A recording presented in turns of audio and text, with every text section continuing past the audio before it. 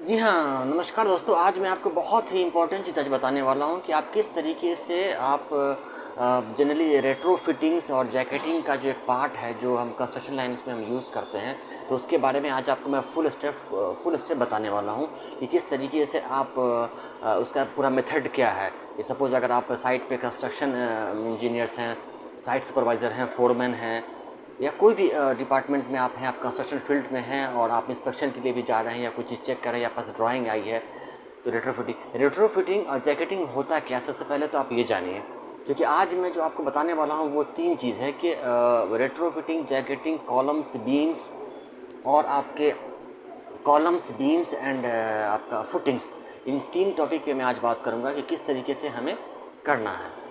तो जो first important चीज़ है कि आप सबसे पहले ये जानें कि रेट्रोफिटिंग जैकेटिंग होता क्या है, हम क्यों करते हैं और इसके करने के फ़ायदे क्या हैं, बेनिफिट्स क्या है।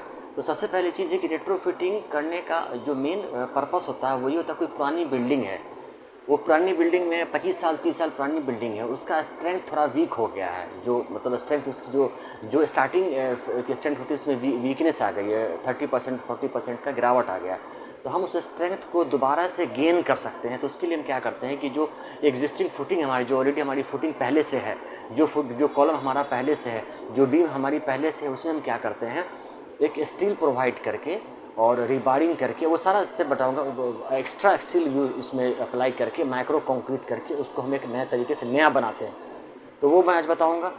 और ये जनरली सिर्फ पुरानी बिल्डिंग्स में भी नहीं, अगर आप नई बिल्डिंग्स अगर आपकी है और आप अगर फ्लोर बढ़ाना चाह रहे हैं, मतलब कॉलम के साइज़ को बढ़ा करके आप उस फ्लोर में आप जैसे सपोज एग्जाम किसी का फर्स्ट फ्लोर बिल्डिंग है, वो चाह रहा है कि नहीं मैं 2 मंजिल और बनाऊँ, तो 2 मंजिल बनाने के लिए उसे कॉलम्स के साइज़ को इंक्रीज़ करना है या कुछ भी फुटिंग के नीचे स्ट्रेंथ देनी है, तो वो भी आप कर सकते हैं। तो उसके लिए हम यूज़ करते हैं रेट्रोफिटिंग और जैकेटिंग। तो ये वीडियो आपके लिए बहुत इंपॉर्टेंट होने वाला है, तो इस वीडियो को बिल्कुल स्किप न करें, इसको बिल्कुल ध्यान से देखें। सबसे पहले जो मैं आपको बताने जा रहा हूँ वो है आपका मेन आपका जो इसमें है, वो है आपका retrofitting jacketings in columns and beam, columns, beams and footing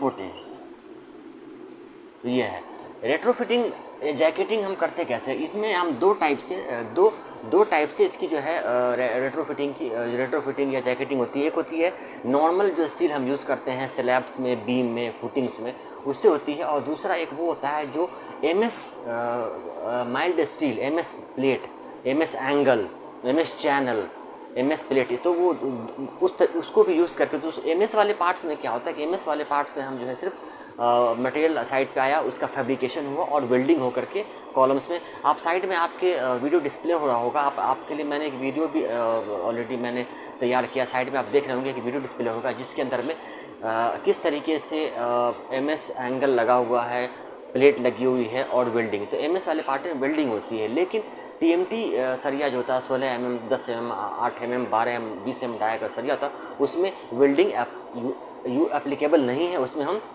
रिबारिंग करते हैं। और वो कैसे करते हैं वो मैं आपको कंप्लीट मेथड बताऊँ। सपोज एग्जांपल आप देखिए, फर्स्ट आप फुटिंग, फर्स्ट आपका मैं स्टार्ट करता हूँ कॉलम्स का, स्टार्ट करता हूँ कॉलम्स। अब सपोज ये कॉलम्स है, ये आपका कॉलम्स का पार्ट है, ठीक है, ये आपका कॉलम्स, ये कॉलम हो गया आपका, इसमें पहले से ही ऑलरेडी सरिया डला हुआ है, ठीक है। अब ये कॉलम्स एग्जांपल अब आपका हो गया 20 साल या 25 साल पुराना कॉलम्स हो गया। अब इसमें हम किस तरीके से अब हम जो है इसमें रेट्रोफिटिंग या इसकी जैकेटिंग करेंगे। तो सबसे पहले क्या करेंगे, कॉलम्स में जितने सारे प्लास्टर के पार्ट्स हैं उसका चिपिंग और ग्राइंडिंग करेंगे, ग्राइंडर से चिपिंग ग्राइंडिंग करने के बाद सरफेस क्लीन हो गया। होने के बाद हम क्या करेंगे, नीचे जो बेस है, कॉलम का जो बेस है, जहाँ जिस फ्लोर से कॉलम उठा हुआ, उस बेस के चारों साइड से क्या करेंगे, हम एरिया को क्लीन करेंगे। पहले उसमें कुछ डस्ट पार्टिकल्स, कुछ भी लूज कंक्रीट वगैरह क्लीन करने के बाद हम यहाँ पे ड्रिल करेंगे, ड्रिलिंग मशीन से हम यहाँ पे ड्रिल करेंगे। अगर 16 mm का सरिया आप इंसर्ट कर रहे हैं तो आपको 18 बिट का ड्रिल करना होगा। अगर 12 mm का सरिया है तो आपको 14 करना पड़ता है, यानी 2 mm को आपको बढ़ा देना। 10 mm का है तो ड्रिल करने के बाद, जब आप ड्रिल कर लेंगे, ड्रिल करने के बाद क्या करेंगे, आप एयर ब्लोअर आता है जिसके अंदर, चूँकि जब आपने ड्रिल किया है तो डस्ट पार्टिकल उसके अंदर चला गया है, तो एयर ब्लोअर आप यूज़ करेंगे। एयर ब्लोअर यूज़ करने के बाद एयर ब्लोअर से सारे डस्ट पार्टिकल्स आपके रिमूव बाहर हो जाएंगे। उसके बाद केमिकल इसमें आता है, जो केमिकल के बारे में आप लोग जानते हैं, हिल्टी RE500 और फिशर, दो केमिकल काफ़ी फेमस है। आप देखिए मैं लिख रहा हूँ यहाँ पे, हिल्टी RE500 या फिशर, ये दो केमिकल जो केमिकल होते हैं, आप इसके बारे में सुने होंगे। हिल्टी की RE500 ये केमिकल ब्लैक कलर का भी होता है और रेड कलर का भी होता है। वो एक लिक्विड गन, इसके साथ में गन मशीन आती है, गन मशीन आपको इसके साथ मिल जाएगी, परचेज करना पड़ेगा। गन मशीन के थ्रू उस हिल्टी RE500 के पैकेट को निकालते हैं, लिक्विड होता है, और जहाँ जहाँ आपने ड्रिल किया वहाँ हिल्टी RE500 को गन मशीन के थ्रू लिक्विड जितने भी केमिकल हैं उसके अंदर आप इंसर्ट करेंगे। अब बात ये आती है कि कितना केमिकल डालेंगे, तो केमिकल उतना ही डालेंगे जितना आपने ड्रिल किया। सपोज आपने 6 इंच यानी 100 mm, 8 इंच 150 mm आपने किया है, तो आप उतना ही इसमें डालेंगे। और उसके बाद ड्राइंग के हिसाब से जितने भी 10 डाई का सरिया है या 12 डाई का सरिया कॉलम्स में आपके प्रोवाइड किया, या 16 डाई का सरिया है या 20 किसी भी डाई का सरिया हो, जो भी कॉलम्स में आपके ड्राइंग्स में दिया हुआ है उस हिसाब से इसमें इंसर्ट करेंगे। इंसर्ट करने का प्रॉपर बाइंड कर देंगे। बाइंड करने का आप देख रहे होंगे साइड में आपको मैंने एक वीडियो डिस्प्ले हो रहा है, पूरा बाइंड किया हुआ, प्रॉपर बाइंड करने का शटरिंग, चारों साइड से शटरिंग कर देंगे। शटरिंग करने के बाद इसके अंदर माइक्रो कंक्रीट यूज़ करेंगे। अब सवाल आता है कि माइक्रो कंक्रीट होता क्या है। लोग माइक्रो कंक्रीट इसमें इसलिए यूज़ करते हैं क्योंकि माइक्रो कंक्रीट यूज़ करने का बाद ये होता है कि माइक्रो कंक्रीट एक वेरी काफ़ी लिक्विड पार्ट होता है। माइक्रो कंक्रीट में आप एक बैग आता है 20 kg 25 kg का एक बैग आता है माइक्रो कंक्रीट का, उस माइक्रो कंक्रीट को प्रॉपर तरीके से मिक्स करते हैं। मिक्स करने के बाद इसके अंदर में इंसर्ट करते हैं। तो माइक्रो कंक्रीट का एक जो बैग होता है वो माइक्रो कंक्रीट हम मार्केट से परचेस करते हैं और उसको हम प्रॉपर किसी भी गैलन में मिक्स करके इसके अंदर में हम इंसर्ट करते हैं। तो वो लिक्विड टाइप होता है, वो पूरा का पूरा जो है इसके अंदर में जाएगा और शटरिंग के अंदर चला जाता है। वो एक टाइप का कंक्रीट होता है जो स्ट्रेंथ को इंक्रीज़ करता है और काफ़ी लाइफ टाइम में यानी पुरानी चीज़ों को नया कर देता है। वो माइक्रो कंक्रीट यूज़ करते हैं। माइक्रो कंक्रीट के से रिलेटेड मैंने एक वीडियो बना रखा है, आप देखेंगे तो आपको ज़्यादा समझ में आएगा। अब सेम प्रोसीजर अप्लाई करेंगे ड्रिलिंग वाले बीम्स में भी सेम प्रोसीजर अप्लाई होगा। बीम का ही प्रोसीजर होगा, बिल्कुल सेम प्रोसीजर होगा। अब बीम के पार्ट में चलते हैं। जैसे एग्जांपल बीम का पार्ट्स आप ले लीजिए। जैसे ये एक बीम है, एग्जांपल आप यहीं देख लीजिए। जैसे मान लिया एक बीम है, ये बीम है। इस बीम का जो प्लास्टर पर सबसे पहले प्लास्टर चिप करेंगे। प्लास्टर चिप करने के बाद जो सरिया है यहाँ पे जितने भी सरिया आपको हैं 1 2 3 सरिया यहाँ पे ड्रिल करेंगे। ड्रिल करने के बाद सेम प्रोसीजर हिल्टी RE500 इसमें यूज़ करेंगे। एयर ब्लोअर से पहले क्लीन करेंगे, हिल्टी RE500 यूज़ करके लैप कर देंगे, लैप शटर कर देंगे और माइक्रो कंक्रीट यूज़ करते हैं। काफ़ी very simple easy procedure. Same procedure आता है आपके फुटिंग्स में भी। फुटिंग में भी आपका सेम प्रोसीजर है। मान लीजिए कोई ओल्ड फुटिंग है आपकी यहाँ पे रखी हुई, ओल्ड फुटिंग के एरिया को सबसे पहले क्लीन करेंगे आप। क्लीन करने के बाद चारों साइड से आप ड्रिल करेंगे। ड्रिल कर एयर ब्लोअर से साफ़ करेंगे। ड्रिल का मतलब है कि 6 आपको कम से कम आपको अंदर तक डीप जाना है, 6 इंच मिनिमम कम से कम जाते हैं। और हिल्टी RE500 केमिकल से इंसर्ट करेंगे, सरिया डालेंगे और उसको प्रॉपर तरीके से बाइंड करेंगे। तो वो फुटिंग्स का, कॉलम्स का, बीम का हम लास्ट आप वीडियो देख रहे होंगे साइड में हमने एक एग्जांपल के लिए आपको डिस्प्ले किया किस तरीके से करते हैं, तो आप देख सकते हैं। और शटरिंग हम प्रॉपर तरीके से करेंगे। उसके बाद शटरिंग करने के बाद एक चीज़ का जरूर ध्यान रखें, शटरिंग जब होगी शटरिंग के बाद कहीं गैप नहीं होना चाहिए। गैप अगर होगा तो आपका माइक्रो कंक्रीट बहुत काफ़ी लिक्विड टाइप होता है, तो वो बाहर निकलने के चांस रहेंगे।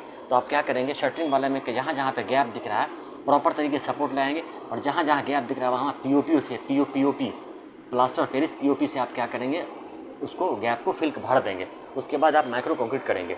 कोई नहीं, एक वीडियो में आपके लिए नेक्स्ट वीडियो माइक्रो कंक्रीट, इसके अंदर माइक्रो कंक्रीट कैसे अप्लाई करते हैं, माइक्रो कंक्रीट का मेथड स्टील के थ्रू, वो मैंने आपको बता दिया। सेकंड आता है आपका MS स्टील यानी कि माइल्ड स्टील। अब माइल्ड स्टील जो होता है वो बेस प्लेट, एंगल, चैनल्स, तो इसमें इस वाले पार्ट को हम कैसे करते हैं, कॉलम्स में करना हो या बीम में करना हो या आपके फुटिंग्स वाले पार्ट में भी करना हो, तो या किस तरीके से हम करते हैं, तो वो मैं आज आपको बताऊँगा। तो चलिए स्टार्ट करते हैं। ये तो TMT बार वाला पोर्शन आपका ऑलरेडी कंप्लीट हो गया। अब मैं बता रहा हूँ आपको कि अगर आपका कोई MS स्टील है, माइल्ड स्टील MS स्टील है, तो इस सेकेंड जो है वो MS स्टील के थ्रू भी हम रेट्रोफिटिंग और जैकेटिंग करते हैं कॉलम्स का। वो कैसे करते हैं मैं आपको बता रहा हूँ। सपोज एग्जांपल एक कॉलम्स है, ये वाले कॉलम्स हैं, तो कॉलम्स के हमेशा 4 फेस होते हैं। 2 फेस इस साइड है, 2 फेस इस साइड है, 4 फेस होते हैं, यानी कि 4 फेस होते हैं। तो क्या करते हैं, इस 4 फेस के प्रॉपर एज में प्लास्टर है आपका प्लास्टर, तो प्लास्टर वाले एरिया को चारों साइड से हम चिप कर देते हैं, चिपिंग करते हैं ग्राइंडर से चिप करते हैं। और या फिर आप हाँ प्रॉपर ग्राइंडर से सही है, ग्राइंडर से इजीली आपका चिप हो जाएगा और प्रॉपर सरफेस भी आपको मिल जाएगी, सरफेस प्रॉपर ले लीजिए। उसके बाद क्या कीजिए, चारों साइड से जो एंगल है एंगल फिक्स हो जाएंगे, चारों साइड से एंगल, ये इस तरीके का आपका जो है ये एंगल जो है इस तरीके की एंगल आती है आपकी, एंगल आपका इस तरीके से आता है, ये इस तरीके का एंगल है आपका। तो ये एंगल आपका इस तरीके से डबल फेस में एंगल है, तो ये चारों तरफ से ये एंगल क्या हो जाएगा आपका फिक्स हो जाएगा। ये रहा आपका, ये देखिए ये है आपकी एंगल, ठीक है, ये आपका एंगल है। ये एंगल की जो साइज़ होती है वो हर साइज़ की होती है, 60 बाई 60 की भी होती है और 3.6 mm थिक होता है, 70 बाई 70 का भी एंगल होता है और 80 mm बाई 80 mm का भी एंगल और 100 बाई 100 mm का भी एंगल होता है। तो जिस तरह का एंगल आपके ड्राइंग में मेंशन है, जो दिया हुआ है, उस हिसाब से आप उस एंगल को आप यूज़ करते थे। 60 बाई 60 का, 70 बाई 70 का, 80 बाई 80 का, 100 बाई 100 का। और थिकनेस जो है प्रिस्क्राइब्ड है 5 mm 4 mm, जो भी साइज़ का थिकनेस हो तो उस हिसाब से आप, तो ये एंगल है, तो एंगल ये एंगल क्या है, इस एंगल को चारों साइड से फिक्स करते हैं। और फिक्स कैसे होगा ये एंगल वेल्डेड होता है, वेल्ड करते हैं, इस एंगल को वेल्ड करते हैं, यहाँ से वेल्ड करते हैं, यहाँ से वेल्ड करते हैं, हर जॉइंट से वेल्ड करने के बाद चारों साइड से इसमें एक प्लेट लगती है, एक प्लेट, जो प्लेट आती है इस साइज़ की प्लेट आती है, उस प्लेट की जो थिकनेस होती है वो 10 mm या 12 mm या 15 mm, जो भी स्टैंडर्ड है 16 mm थिकनेस प्लेट से हम एक दूसरे एंगल को चारों साइड से जॉइंट को लैप करके वेल्ड करते हैं, तो प्रॉपर तरीके से। तो एक प्रोसीजर ये कॉलम का ये हो गया, तो ये है कॉलम्स वाला पार्ट। दूसरा अब आप आते हैं बीम्स में कैसे करते हैं, तो बीम का भी सेम प्रोसीजर है। बीम्स अगर आपकी सपोज ये बीम है, तो इस बीम में भी क्या करते हैं, इस बीम को कॉलम से कनेक्ट करते हुए इस बीम के चारों साइड में हम एंगल प्रोवाइड करते हैं, MS एंगल, इसको बोलते हैं MS एंगल। MS एंगल मैंने ये बताया आपको, MS एंगल चारों साइड से इसमें MS एंगल प्रोवाइड करते हैं। प्रोवाइड करने के बाद इसको चारों साइड से, क्योंकि बीम का भी 4 फेस है, लेंथ 2 साइड का लेंथ हो गया और 2 साइड का आपकी विड्थ हो गई, तो इसमें प्रोवाइड करते हैं और प्लेट ला के फिक्स, यानी कि जनरली MS वाले पार्ट में आप जॉइंट को प्रॉपर तरीके से वेल्ड करते हैं। और वेल्ड करने का इसमें टेस्ट होता है, टेस्ट होता है, इसका टेस्ट होता है, क्योंकि इसका अगर आप किसी भी चीज़ को वेल्ड कर रहे हैं तो उसका टेस्ट आप क्लाइंट के थ्रू या कंसल्टेंट के थ्रू टेस्ट में आया जाता है, जिसको बोलते हैं DPT टेस्ट, जिसका फुल फॉर्म होता है डाई पेनिट्रेशन टेस्ट। ये वेल्डिंग टेस्ट होती है, dye penetration test. Dye penetration test क्या होता है, इसमें आपका टोटल वेल्ड जितने भी जॉइंट्स आपके, सपोज 85 जॉइंट है या 100 जॉइंट है, उसका 5% कम से कम आपका रिजल्ट आना चाहिए, तो वो टेस्ट होता है। एक होता है पुल आउट टेस्ट, इसी में ही वेल्डिंग इसी पार्ट में एक होते हैं pull out test, pull out test, 2 test होते हैं इसमें। तो ये बीम का हो गया। अच्छा, बीम में एक और क्वेश्चन, एंगल के अलावा आप एक चीज़ और कर सकते हैं, इसमें MS स्क्वायर पाइप भी यूज़ कर सकते हैं। जैसे MS स्क्वायर पाइप 180 बाई 180 का स्क्वायर होता है, या 100 बाई 100 का भी MS स्क्वायर पाइप होता है। थिकनेस उसका स्टैंडर्ड है 8 mm 4 mm, 100 बाई 100 का है तो 4 mm होगा और 180 बाई 180 का है तो 8 mm होगा। ये स्क्वायर पाइप कैसा होगा मैं आपको बता रहा हूँ। ये स्क्वायर पाइप इस तरीके से होगा, ये आपका स्क्वायर पाइप इस तरीके का आपका, इसको हॉलो बोलते हैं, हॉलो MS स्क्वायर पाइप, यानी ये MS स्क्वायर पाइप है। MS स्क्वायर पाइप को भी बेस प्लेट के साथ कनेक्ट करके और उसको प्रॉपर तरीके से हम वेल्ड करते हैं। तो MS स्टील वाले पोर्शन से साइड में आप वीडियो भी आपको डिस्प्ले हो रहा है, उसमें आप देख रहे होंगे कि MS वाले पार्ट पे जो भी MS का पार्ट है उसको किस तरीके से हम ज्वाइंट करते हैं, किस तरीके से वेल्ड करते हैं। इसलिए मैंने आपके लिए एग्जांपल के लिए मैंने एक वीडियो बनाया है साइड में, ताकि आपको क्योंकि मैं तो बता ही रहा हूँ आपको, उससे ज़्यादा समझ आपको वो देखने से आएगा। अगर आप वीडियो को साइड में जो डिस्प्ले हो रहा है, पिक्चर डिस्प्ले हो रहा है, उसे देखेंगे, उससे आपको ज़्यादा समझ में आएगा और ज़्यादा सीखने को मिलेगा। तो आई होप दोस्तों कि आपको ये वीडियो बहुत पसंद आया होगा। तो ज़्यादा से ज़्यादा वीडियो को लाइक करें, सब्सक्राइब करें। नेक्स्ट आने वाली वीडियो मेरी जो होगी वो होगी माइक्रो कंक्रीट की, कि how to do the micro concrete, और उसका स्टेप्स क्या होगा, प्रोसीजर क्या होगा, किस तरीके से हमें करना है, ये सारी चीज़ें। क्योंकि वेल्डिंग वाला जो वेल्डिंग का जो पार्ट होता है, ये एक चीज़ और मैं बता दूँ, MS स्टील की जो ब्रेसिंग होती है, उस ब्रेसिंग होने के बाद आप अगर चाहेंगे तो MS स्टील को ब्रेसिंग करके ऐसे भी छोड़ सकते हैं, या फिर उसको बाद लास्ट में शटर लगा करके आप इसके ऊपर कंक्रीट भी कर, लेकिन लोग कंक्रीट करते नहीं है, ऐसे ही पूरा कंप्लीट कॉलम्स को कवर, बीम को कवर कर देते हैं वेल्ड करके, तो स्ट्रेंथ मिल जाती है। कुछ लोग क्या करते हैं, अगर हमें कंक्रीट का पार्ट करना है तो उसके लिए हमें TMT बार का यूज़ करना पड़ेगा, तो आई होप दोस्तों आपको ये वीडियो पसंद आया होगा। तो आने वाली वीडियो आपके लिए हम बताएंगे कि how to do the micro concrete, percentage क्या होगा माइक्रो कंक्रीट का, उसमें वाटर की रेशियो क्या होगी, किस तरीके से हमें माइक्रो कंक्रीट करना है, तो उस तरीके से हाँ, तो नेक्स्ट वीडियो मैं आपके लिए लाऊँ। तो आई होप दोस्तों आपको वीडियो ज़्यादा लाइक करें, सब्सक्राइब करें और शेयर करें।